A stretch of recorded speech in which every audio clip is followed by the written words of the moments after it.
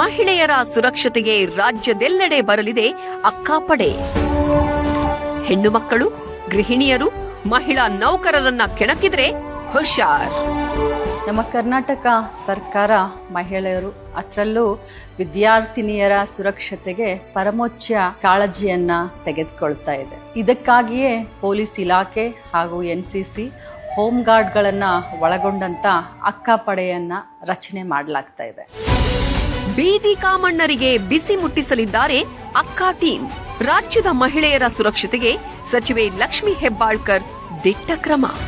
ಶಾಲಾ ಕಾಲೇಜುಗಳು, ವಿದ್ಯಾರ್ಥಿನಿಯರ ಹಾಸ್ಟೆಲ್ಗಳು, ದೇವಸ್ಥಾನ, ಗಾರ್ಡನ್ನು, ಶಾಪಿಂಗ್ ಕಾಂಪ್ಲೆಕ್ಸ್ಗಳು, ಚಲನಚಿತ್ರ ಥಿಯೇಟರ್ಗಳು, ಇನ್ನು ಅನೇಕ ಸಾರ್ವಜನಿಕ ಸ್ಥಳಗಳಲ್ಲಿ ಈ ಅಕ್ಕಾಪಡೆ ಗಸ್ತು ತಿರುಗಲಿದೆ. ಅಕ್ಕಾಪಡೆ ನಿಮ್ಮ ಸುರಕ್ಷತೆಗೆ ಸದಾ ಸಿದ್ಧ.